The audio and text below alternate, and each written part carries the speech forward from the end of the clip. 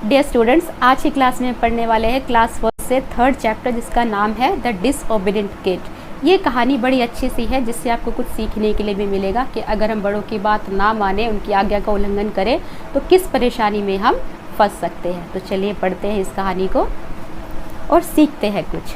A goat and her naughty kid live together in the forest. एक बार की बात है, एक जंगल में एक बकरी और उसका शरारती बच्चा साथ में रहा करते थे।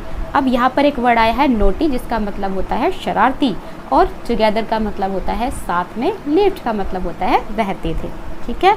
One morning the kid wondered towards the forest. और एक सुबह की बात है, जो बच्चा था वो फॉरेस्ट में यानी कि जंगल में ऐसे ही आवारा घूम रहा था। वेंडर्ड का मतलब होता है आवारा, ऐसे ही घूमना, बिना काम के इधर उधर घूमना, वेंडर्ड का मतलब। ठीक है। तो the mother goat stopped and warned her of the deep and dark thicket. अब यहाँ पर एक वर्ड आया है थिकेट। थिकेट का मतलब होता है जंगल, डार्क का मतलब होता है अंधेरा, घना जंगल, डीप का मतलब भी घना ही कह सकते हैं।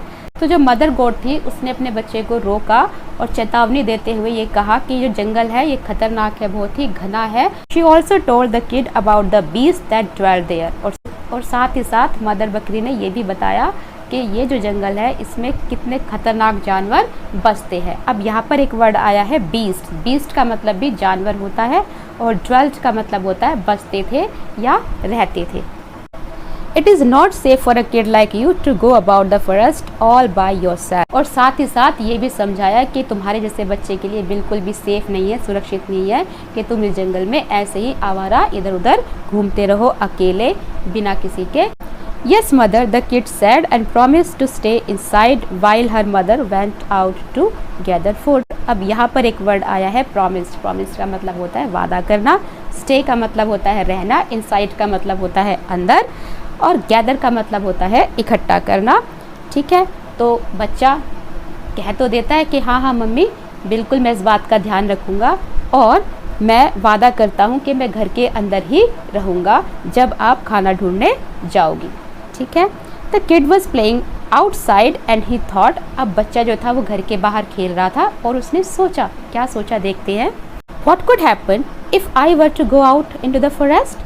अब बच्चे के दिमाग में ये आया कि मम्मी ने आखिर मुझे ऐसी चेतावनी क्यों दी, घर के अंदर रहने के लिए ही क्यों बोला, आखिर क्या हो जाएगा अगर मैं घर से बाहर जंगल में चला जाता हूँ तो।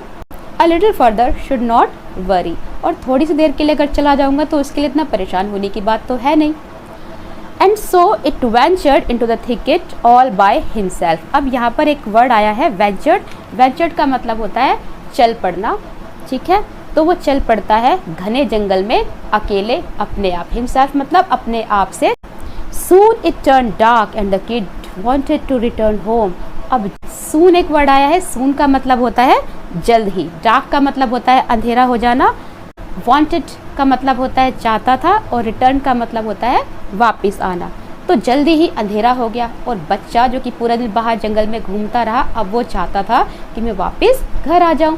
But the poor frightened kid could not find his way back home. अब यहाँ पर एक वर्ड आया है पुअर, जिसका मतलब होता है बेचारा। फ्राइटेंड का मतलब होता है डरा हुआ। ठीक है। और वे का मतलब होता है रास्ता। अब बेचारा जो बच्चा था वो काफ़ी डरा हुआ था क्योंकि अंधेरा हो गया था, और साथ ही साथ वो घर वापस आने का रास्ता भी नहीं ढूंढ पा रहा था। He was lost and he cried for his mother। तो वो बच्चा, एक वर्ड यहाँ पर आया है lost। lost का मतलब होता है खो जाना, cried का मतलब होता है चिल्लाना। ठीक है। तो वो बच्चा बहुत डर जाता है और खो जाता है जंगल में और अपनी माँ के लिए चिल्लाने लगता है। A wolf that was passing by saw the kid alone and frightened। अब यहाँ पर एक वर्ड आया है passing by। passing by का मतलब होता है गुजरना वहाँ से। saw का मतलब होता है देखा, alone का मतलब होता है अकेले, और frightened का मतलब होता है भयभीत। तो जब वो बच्चा चिल्ला रहा था अपनी माँ के लिए, डरा हुआ था जंगल में अकेला, तो वहाँ से एक वॉल्फ गुजर रहा। तो उसने उस बच्चे को अकेले देखा जो कि भयभीत था, काफ़ी डरा हुआ था।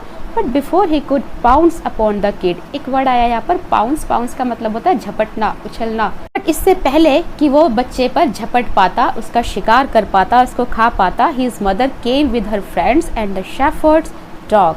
तभी उसकी मम्मी आ जाती है वहाँ पर अपने दोस्तों के साथ, और साथ ही साथ एक शेफर्ड्स के डॉग के साथ। शेफर्ड का मतलब होता है गडरिए, जिनका काम होता है गाय भैंस वगैरह चराना। उनका एक डॉगी था तो वो डॉगी था मदर बकरी के साथ, और साथ ही साथ उसके कुछ दोस्त भी थे, वो वहाँ पर आ जाते हैं।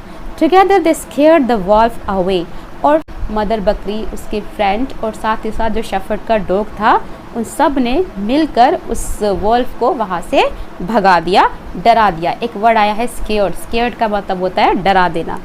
The kid learn a lesson, और बच्चा जो उस बच्चे के साथ जब ये सब हुआ, उसकी जान पर बन आई, तो उसको एक सीख मिली कि हमेशा अपने बड़ों की, अपने माता पिता की बात माननी चाहिए, उनकी आज्ञा का उल्लंघन नहीं करना चाहिए। ओबे का मतलब होता है आज्ञा का पालन करना, मानना। तो इस तरह से इस चैप्टर से आपको क्या सीख मिली कि हमेशा अपने बड़ों की बात माननी चाहिए और बिना उनसे पूछे कोई भी काम नहीं करना चाहिए। जैसे कि उस बच्चे ने किया, अपनी माँ के बिना वो जंगल में घूमने के लिए निकल आया और किस तरह बच पाया, और अगर उसकी माँ वहाँ पर उस टाइम पर नहीं आती तो शायद वो बच्चा शिकार बन गया होता।